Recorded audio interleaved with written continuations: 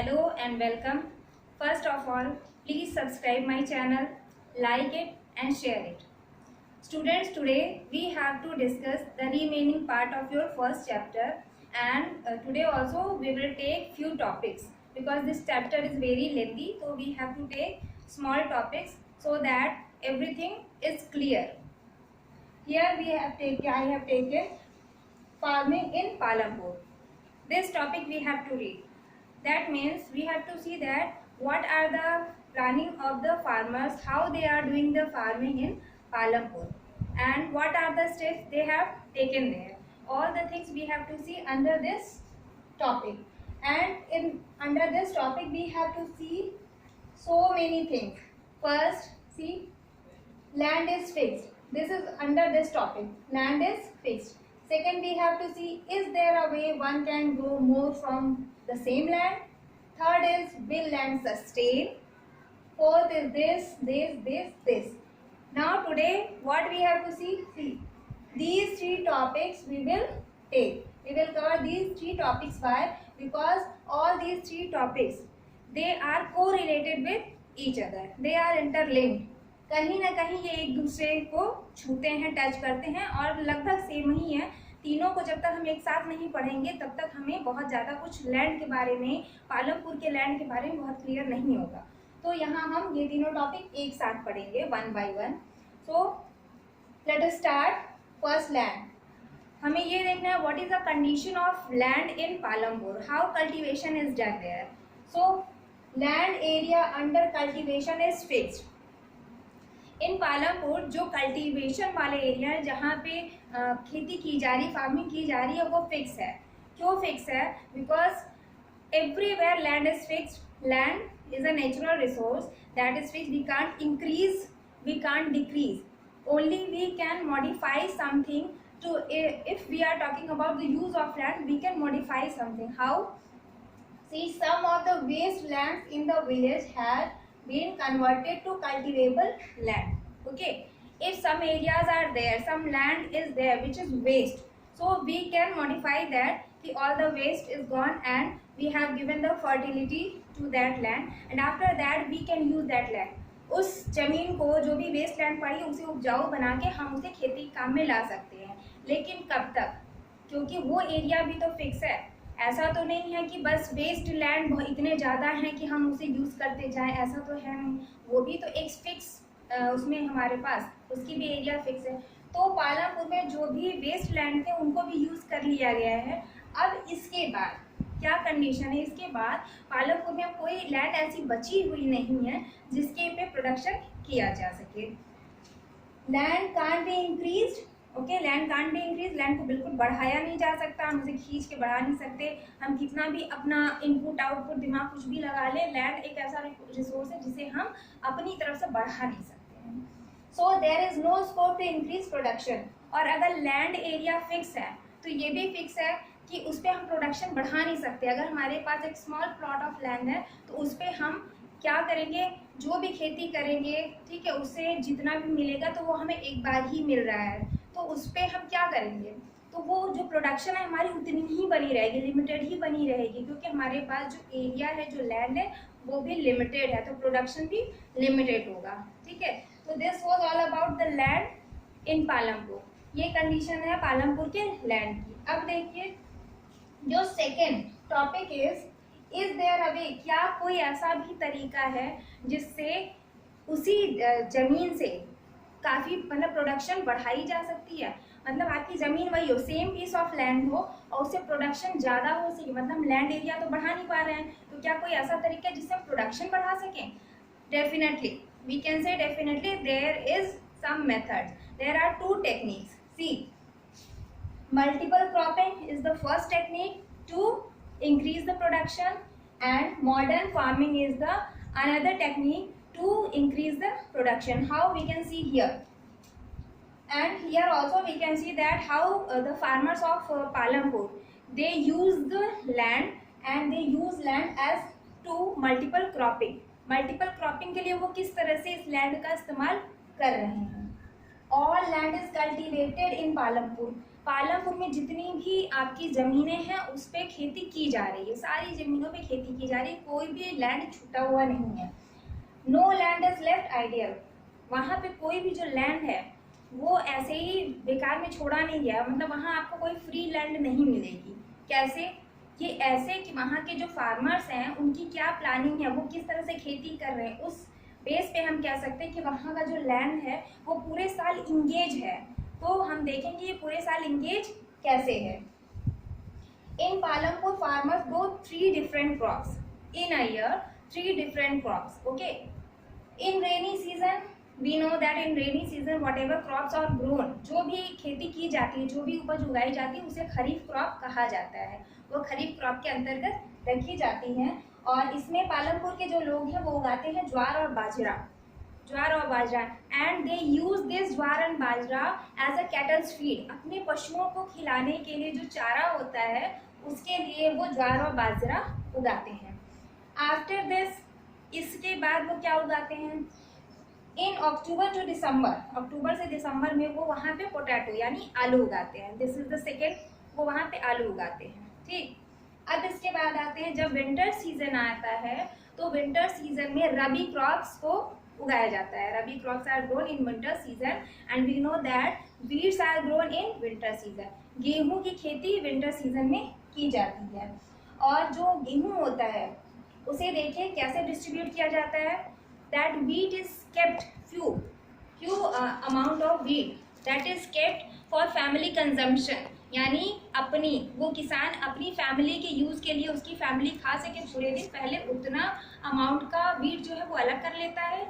Secondly, surplus is sold in the near by market, और जो rest amount बच जाता है, जो अपनी ज़रूरत पूरा करने के बाद जो रेस्ट अमाउंट बच जाता है उसे क्या किया जाता है, नियर बाई की जो छोटे मार्केट हैं जैसे आपका रायगंज था, शाहपुर था, तो ऐसे मार्केट में उन्हें बेच के कुछ पैसे का प्रॉफिट कर लिया जाता है। तो farmers have this plan. Now D, listen, 3 crop they have grown, that kharif crop, October to December potatoes, rabi crop that is wheat. उसके बाद ये सारी चीज़ें एक प्लॉट पे हो रही हैं, लेकिन एक साइड का प्लॉट जो है उस पे शुगर केन ये उगाते ही उगाते हैं। ठीक है, शुगर केन यानी आपका गन्ना जो है इसको वो उगाते हैं। और जो गन्ना होता है, जो आपका शुगर केन है, इधर it is in raw form और इन द फॉर्म ऑफ जगरी, या तो इसे कच्चे रूप में जैसे गन्ना है, गन्ने को डायरेक्ट आपने मार्केट में सप्लाई कर दिया, या फिर अगर डिमांड है कि इसे गुड़ के रूप में बेचा जाए तो उसका गुड़ यानी जगरी, ठीक है, जगरी बना के उसे जो शाहपुर का मार्केट है वहाँ पे उसे किसान सेल कर देते हैं, उससे उनकी कुछ इनकम हो जाती है। ठीक है, तो this was the plan. Okay, this was the plan of the farmer, and this all the plan, this is the plant way, it is called multiple cropping. Okay, it is called multiple cropping. That means we can say in Palanpur multiple cropping is done, and by this way the farmers are increasing their production. Okay, land नहीं बढ़ा पा रहे हैं लेकिन production वहाँ पे बढ़ रही है। कैसे? वहाँ के जो किसान हैं वो मल्टीपल क्रॉपिंग कर रहे हैं, कभी भी उस जमीन को जो है बेकार नहीं छोड़ा जा रहा है। रेनी सीजन का जो उगाया गया वो हटा, उसके बाद नेक्स्ट सीजन आया उसकी जो फसलें उगाई गई, फिर नेक्स्ट सीजन आया उसकी फसलें उगाई गई, मतलब एक के बाद दूसरा, दूसरे के बाद तीसरा, वो जो एक लैंड, पीस ऑफ लैंड है उस पर एक से ज़्यादा फसलें उगाई जा रही हैं एक साल में, तो इसे मल्टीपल क्रॉपिंग कहते हैं। मल्टीपल यानी एक से ज़्यादा। ठीक है, तो एक से ज़्यादा फसलें एक ही लैंड पे, एक ही ज़मीन पे उगाई जा रही है एक साल के अंदर, that is multiple cropping. It is done in Palampur. Farmers of Palampur is very wise, very intelligent. By this way they are increasing their production. So condition of farmers are good here, if we can say here. And after this, when we go to the another topic, so we will see actual condition of the farmer, how they are good and how much farmers are in better condition, how much farmers are in bad condition, that all will be see. Now come here, multiple cropping we have seen in Palanpur: wheat, bajra, sugar cane, potatoes, that is grown on the same piece of land. And this is the proper definition of multiple cropping: to grow more than one crop on a piece of land is known as multiple cropping. समान piece of land यानी same piece of land पे एक साल में एक से ज़्यादा फसलें उगाने के जो प्रोसेस होते हैं उसे मल्टीपल क्रॉपिंग कहते हैं. ठीक. And now see modern farming. Here we have seen that this is also one method. This is also another way to increase the yields. Yields, that is production. Then we talk about the crops, that is a production. Okay, in a year. ये दूसरा तरीका है. पहला तरीका multiple cropping हो गया production को increase करने का. दूसरा तरीका modern farming. In modern farming, why we can say that it is modern farming? Because use of HYV seeds. Okay, when any farmer is using modern farming, so they are doing that HYV seeds. They use HYV seed, that means high yield variety seeds. जो seeds होते हैं उनके अंदर production की क्षमता बहुत ज़्यादा होती है. उनका जो बीज होता है, जो सीड्स होते हैं, उनमें कुछ जेनेटिकल कुछ बहुत ही अच्छे चेंजेस होते हैं, मॉडिफाइड होते हैं. ये जो बीज होते हैं मॉडिफाइड होते हैं, ट्रेडिशनल बीज नहीं होते हैं. तो इनके अंदर प्रोडक्शन जो है डबल करने की क्षमता, कैपेबिलिटी बहुत ज़्यादा होती है. So use of HYV seeds, it comes under modern farming. Now use of chemical fertilisers and pesticides. In traditional methods, what the farmers were doing, that they are using manual fertilizers. ठीक है, वो गाय के डंग से बना हुआ, उससे बनी हुई चीज़ें और जो सूखी पत्तियां हैं उनसे बने हुए जो भी फर्टिलाइजर्स होते थे वो यूज़ करते थे. लेकिन यहाँ पे अब हमारे पास केमिकल फर्टिलाइजर्स हैं और पेस्टिसाइड्स हैं जिनका अगर हम मिट्टी में डालें तो उनकी जो है जो क्षमता है, कैपेबिलिटी टू प्रोड्यूस, वो बढ़ जाती है. और पेस्टिसाइड्स क्या काम करते हैं, जो अक्सर होता था किसी फसल को कीड़ों ने जो है बर्बाद कर दिया, कीड़ों का एक झुंड आया और फसल बर्बाद करके चला गया. When the farmers use pesticides, तो दैट डेंजर इज फिनिश्ड. वो एक खतरा टल गया. वो पेस्टिसाइड्स का यूज़ करते हैं, उससे ये जो उनकी फसल बर्बाद होने की एक प्रक्रिया होती थी, क्या कह सकते हैं, जो एक घटना होती थी, वो खत्म हो, वो पॉसिबिलिटी वो खत्म हो गई. Use of modern machines like tractor, threshers. Okay, tractor and threshers, they both are the modern machines, and by this use anything can done very easily, and this is we can say that we can save our time and energy also by this tractor and thresher. Okay, before that, before tractor there was plow. Okay, हल होते थे and it was time taking procedure. by this plow, किसान जब हल और बैल को लेके खेतों में जाते थे तो एक दिन में वो उतना एरिया कंप्लीट नहीं कर पाते थे जितना जो है एक ट्रैक्टर कर सकता है. थ्रेसर से जो यूज़ होता है, ठीक, तो मैनुअली वो काम उतनी जल्दी नहीं हो पाता क्योंकि इंसान है काम करते करते थक जाते हैं. Thresher that is a machine, वो काम जो आप 2 दिन में करते थे, थ्रेसर उस काम को 2 घंटे में कर देता है, 2 घंटे 4 घंटे. So there is a vast difference. Okay, modern machines for irrigation, electric run tubewell, etc. Modern machines for irrigation. जब फार्मिंग की बात आती है, ठीक है, irrigation that is very basic thing, that is very needy thing. बिना irrigation के, बिना हम पानी के, हम आपकी फसलों के बारे में सोच भी नहीं सकते, हम फार्मिंग के बारे में सोच भी नहीं सकते. पुराने ज़माने में जो ट्रेडिशनल मेथड्स होते थे फार्मर्स के, तो उन्हें जो है डिपेंड रहना पड़ता था कि अब बारिश हो, हमारी फसलों को, हमारे जो चावल हैं उनको पानी मिले, तब जाके वो हार्वेस्ट हो पाते थे, वो ग्रोन अप कर पाते थे. और अगर सही टाइम पे बारिश नहीं हुई, दैट मीन्स फसल आपकी पूरी तरह से बर्बाद हो गई, दैट इज स्पॉइल. अब जो स्पॉइल हो गया उसे उसकी भरपाई कोई नहीं कर सकता क्योंकि जो फार्मर्स, उनके पास इतना नहीं है कि चलो ये फसल बर्बाद हो गई, कोई बात नहीं, नेक्स्ट वी विल ट्राई, ऐसा कुछ नहीं है. वो उसकी पे डिपेंड है. तो ये नई मशीन जो आई इरिगेशन की, ठीक है, तो इससे क्या हुआ, बिजली है, आप लाइट का इस्तेमाल करते हुए ट्यूबवेल रन कर रहे हो, उससे ट्यूबवेल से पानी खींच के, जो बड़ी बड़ी मशीन्स हैं, ठीक है, वो पानी खींच के बाहर ला रहा है. आपको जब ज़रूरत है अपने खेतों के लिए पानी की, तब आप स्टार्ट करो और पानी आ रहा है. आपको अब जो है वर्षा यानी रेन पे डिपेंड रहने की कोई ज़रूरत नहीं है. तो यहाँ क्या है, मॉडर्न, ये एक मॉडर्न फार्मिंग का तरीका है, मॉडर्न टेक्निक है. And by the use of this technique, irrigation is done very quickly. Okay, So these all the methods under comes modern farming. And if we talk about these all things, these all comes under green revolution.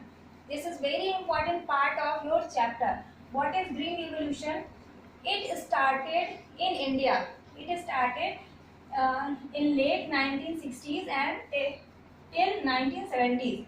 इसका जो एक year था, duration था, वो 1960 के last तक आया और 1970, ठीक है, 1970 के स्टार्टिंग तक ये रहा यहाँ पे, ये ड्यूरेशन था. और ग्रीन रेवोल्यूशन क्या था? This revolution introduce modern farming methods in India and it introduce basically for wheat.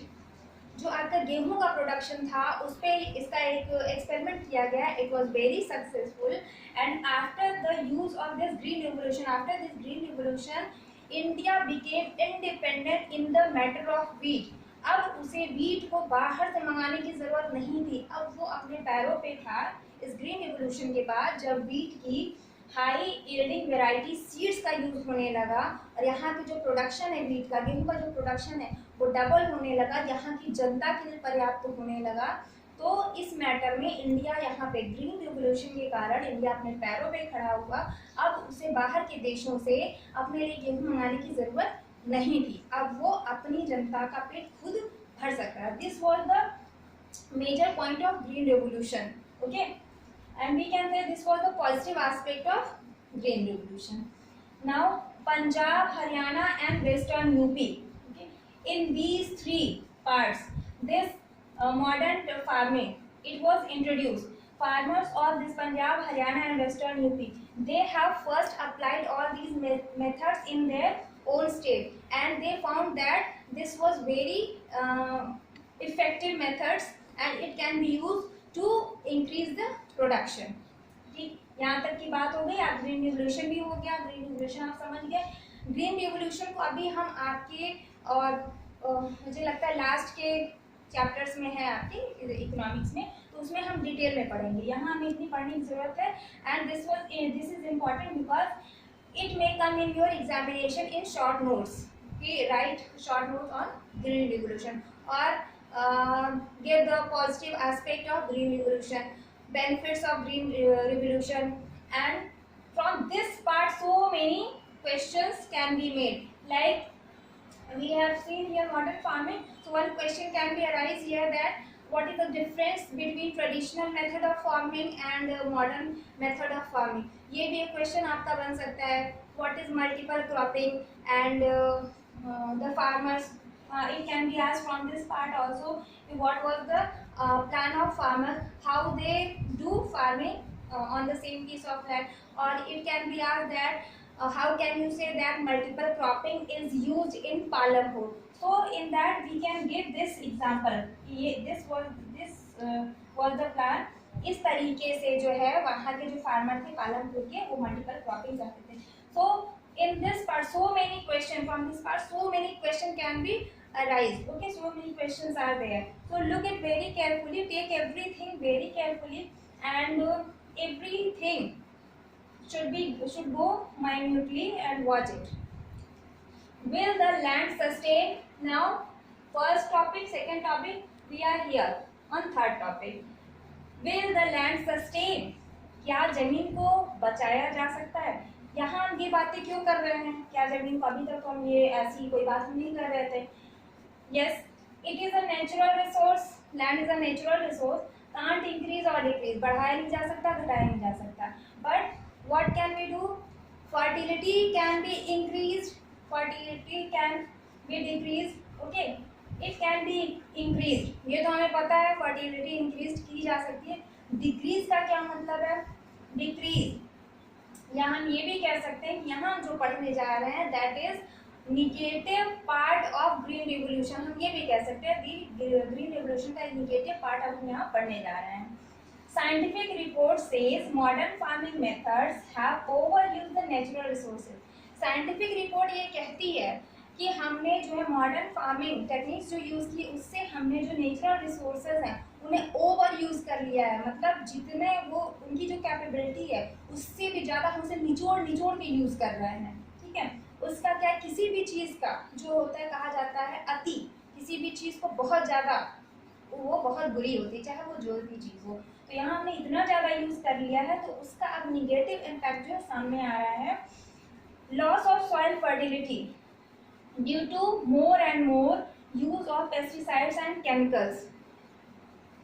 हर इंसान को लालच होता है कि उसके पास ज़्यादा से ज़्यादा पैसे हों, प्रॉस्पेरिटी बढ़ जाए। तो यहाँ जब जो फार्मर्स हैं उनको मौका मिला प्रोडक्शन इंक्रीज करने का, तो उन्होंने क्या किया कि जो फर्टिलाइजर्स है कि अच्छा प्रोडक्शन इतना अच्छा हो रहा है तो जो है नेक्स्ट ईयर हम इसको ये डालेंगे, इससे ज़्यादा मात्रा डालेंगे, क्वांटिटी और बढ़ा देंगे फर्टिलाइजर्स की, पेस्टिसाइड्स की बढ़ा देंगे, तो हमारे जो प्रोडक्शन है, हमारी जो यील्ड्स है वो और ज़्यादा होंगी। तो इस लालच में ज़्यादा से ज़्यादा फर्टिलाइजर्स का यूज़ किया गया। वो फर्टिलाइजर्स क्या होते हैं, वो आपकी सॉइल में जाके, जब तक एक लिमिटेशन, हर चीज़ की लिमिटेशन होती है, सॉइल की भी एब्जॉर्ब करने की एक लिमिटेशन है, जब तक वो एक लिमिटेशन में काम कर रहा है तब तक तो आपके पौधों को सारा चीज़ें मिल रही, पोषण मिल रहा है, प्रोडक्शन बढ़ रहा है। लेकिन जब सॉइल की लिमिट खत्म होगी तो वो सॉइल क्या हो जा रहा है, वो सॉइल जो है, उस जो आप दे रहे हो, जो भी फर्टिलाइजर पेस्टिसाइड डाल दिए, अब उस सॉइल को नुकसान पहुंचा रहा है। वो सॉइल जो है आपकी, उसकी फर्टिलिटी को नुकसान यहाँ पे पहुंचा रहा है। And loss of soil fertility यहाँ शुरू हो जाती है। ठीक है, अभी तो हमें लग रहा है कि सॉइल बहुत ज़्यादा फर्टाइल कर सकता है, लेकिन धीरे धीरे हमारे उन्हीं मॉडर्न टेक्निक्स की वजह से लैंड की जो फर्टिलिटी अब धीरे धीरे वो कम हो जाएगी। Depletion of the water table due to continuous use of ground water. अब यहाँ पे क्या हो रहा है, इरिगेशन के जो फैसिलिटीज़ हमें मिल गई हैं उससे ज़्यादा से ज़्यादा हम पानी दे रहे हैं, ज़्यादा फसलें उगा रहे हैं तो ज़्यादा पानी की ज़रूरत है, ज़्यादा पानी दे रहे हैं तो जो एक वाटर टेबल है, जो वाटर का एक लेवल है, ठीक है, अब पानी उससे धीरे धीरे नीचे चला जा रहा है। That is why we face the problem of this shortage of water. हम अब जो है पानी की किल्लत से जूझ रहे हैं, और जब भी गर्मियों का दिन आता है तो बहुत जैसा इंडिया के बहुत से पार्ट हैं जहाँ पीने तक को भी पानी नहीं मिल पाता है। और भी देखिए यहाँ पे जो आप ये फर्टिलाइजर्स डाल रहे हो, ये कहीं ना कहीं जब इसको पानी दिया जाता है तो वो वहाँ से मिल के वो पानी में ही जाके घुलता है, पानी से ही मिलता है। तो कहीं ना कहीं फर्टिलिटी, सॉइल, ये वाटर लेवल, ये जो है कहीं ना कहीं इफेक्ट, इसका निगेटिव एक इम्पैक्ट आ रहा है जो ये मॉडर्न टेक्निक्स हम यूज़ कर रहे हैं। तो हमें क्या करना है, क्या फार्मिंग बंद कर दें या मॉडर्न टेक्निक्स ना यूज़ करें, क्या करें इसके साथ? इसके साथ ये करना है कि intelligent use of all the resources. हमें एक इंटेलिजेंट यूज़ करना है, बुद्धि लगानी है। अगर हम फार्मर हैं तो भी हमें ये बुद्धि लगानी है। आज हमने प्रोडक्शन कर ली, कल को हमारे जनरेशन जो है वो भी प्रोड्यूस कर पाए, तो इस हिसाब से हम चीज़ों का इस्तेमाल करें। फर्टिलिटी ठीक है, आपने आज फर्टाइल बना दिया, लेकिन उसकी फर्टाइलिटी के लॉस का रीज़न आप मत बनो, आप एक लिमिट में ही सारे काम करो।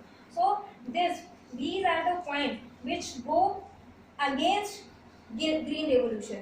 ग्रीन रेवोल्यूशन का पॉजिटिव एस्पेक्ट ये था कि हम सेल्फ सफिशिएंट हो गए फूड के मैटर में। इसका निगेटिव एस्पेक्ट ये था कि इसकी वजह से रिसोर्सेज के ओवर यूज होने लगे।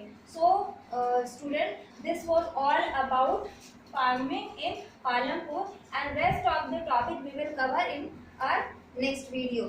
Till then you revise all these things and put up your questions. Okay, put up your questions in my comment box in which area you have any problem. Okay, thank you.